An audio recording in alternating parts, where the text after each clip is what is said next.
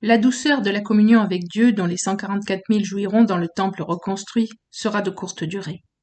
Après quelques mois, la ville sainte sera transformée en Sodome et Égypte, deux lieux de corruption et d'esclavage que, dans le passé, le peuple de Dieu a fui. Les deux témoins seront tués à Jérusalem par la bête. Et quand ils auront accompli leur témoignage, la bête qui monte de l'abîme leur fera la guerre et les vaincra et les tuera. Et leurs cadavres seront sur la place de la grande cité qui est appelée spirituellement Sodome et Égypte, où notre Seigneur a été crucifié. Apocalypse 11, versets 7 et 8. Au moment où les deux témoins seront tués et que leurs cadavres seront exposés dans les rues de Jérusalem, la ville sainte ne sera plus sainte, car l'homme de péché et la bête s'assiera dans le temple de Dieu.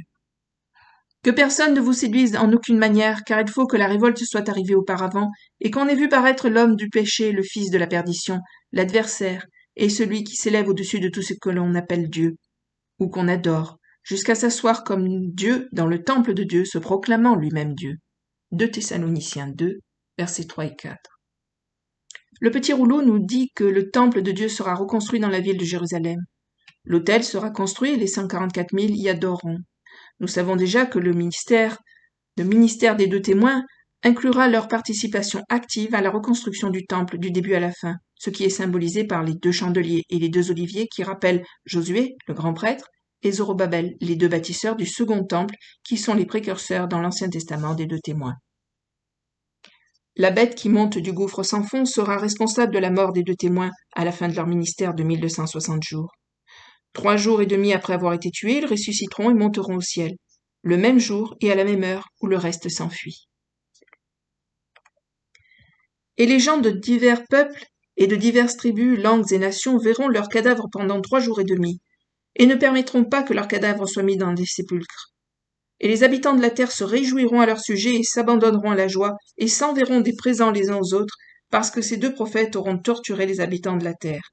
Mais après ces 3 jours et demi, l'esprit de vie envoyé de Dieu entra en eux, et ils se relevèrent sur leurs pieds, et une grande crainte saisit ceux qui les virent, et ils entendirent une grande voix du ciel qui disait « Montez ici !» Et ils montèrent au ciel dans une nuée, et leurs ennemis les virent. À cette même heure, il se fit un grand tremblement de terre, et la 10e partie de la ville tomba, et 7 000 hommes furent tués par le tremblement de terre, et les autres furent effrayés et donnèrent gloire au Dieu du ciel. Apocalypse 11, versets 9 à 13. Nous pouvons calculer la date d'arrivée des deux témoins en utilisant la date associée au début des 7 ans, date qui a été marquée pour nous, dans les cieux étoilés par Dieu lui-même, par le grand signe de l'Apocalypse 12. Si nous utilisons le début de la fête des trompettes en 2017 comme date de début, et qu'on compte 1290 jours, on arrive au point médian, le 3 avril 2021. L'Apocalypse décrit un certain nombre d'événements qui auront lieu le jour de l'abomination de la désolation. Le point médian est le jour où le reste du peuple d'Israël s'enfuira dans le désert, en passant par la fente créée dans le mont des Oliviers, et le jour où les deux témoins ressusciteront et monteront au ciel. Ces événements occuperont une place importante parmi d'autres événements notables qui auront lieu ce jour-là également. Si nous soustrayons 3 jours et demi du 3 avril 2021, nous arrivons à la date à laquelle les deux témoins seront tués, qui sera le jour de la fête des premiers fruits, le 30 mars 2021. Ils seront tués le 10e et dernier jour des 10 jours de persécution provoqués par la prostituée. Le même jour, les 144 000 seront emmenés au ciel. Pour calculer la date de début à laquelle les deux témoins ont effectivement commencé leur ministère de 1260 jours, nous soustrayons 1260 jours au 30 mars 2021, le jour où ils seront tués, ce qui nous ramène au 17 octobre 2017. Prophétise à nouveau. Avant que Jean ne mesure le temple, on lui dit qu'il doit prophétiser à nouveau. Et je pris le petit livre de la main de l'ange qui le dévorait, et le dévorait. Et il fut doux dans ma bouche comme du miel, mais quand je l'eus avalé, mes entrailles furent remplies d'amertume. Alors il me dit, il faut que tu prophétises encore sur un grand nombre de peuples, de nations, de langues et de rois. Apocalypse 10, versets 10 et 11. Que se passe-t-il ici? Pourquoi le commandement de prophétiser à nouveau? Souvenez-vous, le décret de reconstruction du temple sera délivré le jour où les morts en Christ ressusciteront et les saints vivants seront glorifiés. Lors de la fête des trompettes, tous les morts décédés en Christ depuis le commencement des temps jusqu'à ce jour recevront enfin leur corps glorifié.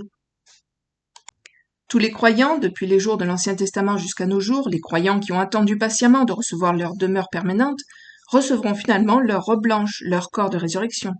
Les hommes et les femmes de foi des temps anciens, dont les noms sont inscrits sur les murs des victorieux d'Hébreux 11, ainsi que les multitudes de saints sans nom qui, au cours de leur vie, ont attendu d'héritiers des promesses éternelles de Dieu, le feront à ce moment-là, recevant enfin leur héritage.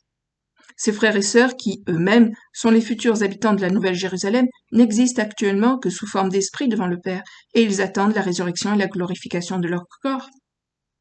Bien que beaucoup pensent que ces saints profitent déjà des merveilles du ciel dans des corps glorifiés, les Écritures nous disent que ces frères nous attendent, afin qu'ensemble, nous puissions posséder la perfection et la plénitude que Dieu nous a promises. Et tout cela ayant obtenu un bon témoignage par leur foi, n'ont point remporté les biens promis, Dieu ayant pourvu à quelque chose de meilleur pour nous, afin qu'ils ne parvinssent pas sans nous à la perfection. Hébreux 11, versets 39 et 40. Pas étonnant que Paul nous dise que les morts en Christ ressuscitent d'abord. Bien que nous recevions tous des corps glorifiés à la dernière trompette, les morts en Christ seront les premiers à apparaître devant le Seigneur dans leur état glorifié, sous la forme des 24 anciens assis sur des trônes portant des couronnes d'or. Leur premier acte, après avoir reçu leur nouveau corps, sera d'adorer Dieu, jetant leur couronne à ses pieds. Et quand les animaux rendaient gloire et honneur et grâce à celui qui était assis sur le trône, à celui qui vit au siècle des siècles, les 24 anciens se prosternaient devant celui qui était assis sur le trône, et ils adoraient celui qui vit au siècle des siècles, et jetaient leur couronne devant le trône en disant « Seigneur, tu es digne de recevoir la gloire, l'honneur et la puissance, car tu as créé toutes choses, et c'est par ta volonté qu'elles existent et qu'elles ont été créées. » Apocalypse 4, versets 9 à 11. Les morts en Christ seront les premiers à apparaître dans les corps ressuscités au ciel, et les saints vivants qui, ayant reçu leur corps glorifié sur terre, devront attendre 10 jours de plus avant de les rejoindre au ciel, le jour du grand pardon pour être enlevés. Les anciens, enlevés dans Apocalypse 5, sont ceux qui chantent un nouveau chant avec des harpes à la main. Et ils chantent un cantique nouveau disant « Tu es digne de prendre le livre et d'en ouvrir les sceaux, car tu as été immolé et nous as rachetés à Dieu par ton sang de toute tribu, de toute langue, de tout peuple, de toute nation. Et tu nous as fait rois et sacrificateurs à notre Dieu, et nous régnerons sur la terre. » Apocalypse 5, versets 9 et 10. Le fait que nous voyons les 24 anciens adorés 2 fois fait allusion à 2 apparitions différentes, mais reliées, de la même vision de prêtre devant le trône de Dieu. Les esprits des morts, au chapitre 4, seront présents dans la salle du trône depuis un certain temps, et l'adoration qu'ils apportent n'est pas une nouvelle chanson, mais une réponse à la louange et à l'adoration des créatures vivantes. L'enfant d'Apocalypse 12, qui est né puis enlevé à Dieu, représente les saints vivants sur la terre qui seront changés sur la terre puis emmenés au ciel. La naissance ou la glorification des croyants vivants aura lieu sur terre, mais les morts en Christ recevront leur corps immortel dans le ciel. Les morts ne sont pas enlevés, seul l'enfant vivant est emporté au ciel. Si nous suivons le modèle d'enlèvement déjà établi dans les Écritures, le modèle d'enlèvement Élie-Élisée, nous savons que peu de temps après que le premier groupe de prêtres rois, les 24 anciens, soient amenés au ciel, les nouveaux croyants, les 144 000, recevront une double portion de l'Esprit, qui est l'héritage spirituel réservé aux premiers-nés. Le bâton de relais passera de l'enfant à ce prochain groupe de personnes, les 144 000 d'Israël, qui viendront au Christ après le départ de l'enfant dans la salle du trône de Dieu. Lors de l'enlèvement, la première division de la prêtrise, les 24 anciens, seront dans les cieux, mais nous savons que les 24 anciens ne sont pas le seul groupe de prêtres qui serviront Dieu dans la salle du trône. Il y aura plus de divisions de prêtres à suivre. Les 144 000 d'Israël arriveront lors de la fête des premiers fruits, précédés des martyrs tués par la prostituée, des croyants qui auront mis leur foi en Christ. Jean doit également prophétiser à propos de ces personnes. Ils font partie des nombreux peuples, nations, langues et rois, des croyants de la fin des temps dont l'histoire ne fait que commencer. Ces personnes, comme beaucoup d'autres, ont des rôles à jouer ces derniers jours.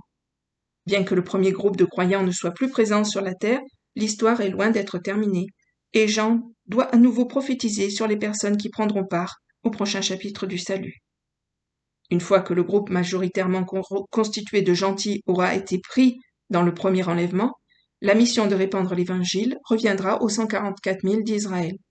Les nouveaux croyants gentils les rejoindront également.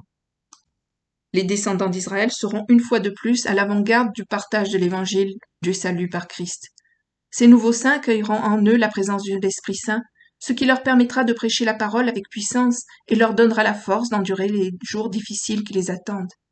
Les 144 000 représentant les premiers fruits de la récolte des olives d'Israël seront les premiers à recevoir l'Esprit. En tant que premiers fruits, ils seront scellés avec l'Esprit, Puis quelques jours plus tard, ils recevront une seconde effusion du Saint-Esprit, en même temps que tous les autres nouveaux croyants.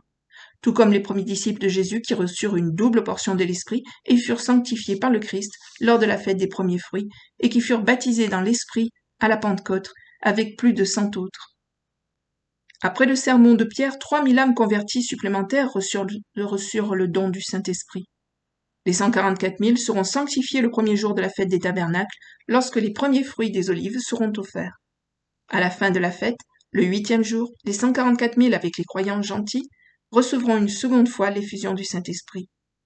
Et il arrivera après ces jours que je répandrai mon esprit sur toute chair, vos fils et vos filles prophétiseront, vos vieillards auront des songes et vos jeunes gens des visions. Et même sur les serviteurs et sur les servantes, en ce jour-là, je répandrai mon esprit. Joël 2, versets 28 et 29. Fin de la lecture du chapitre. À bientôt. Merci. Au revoir.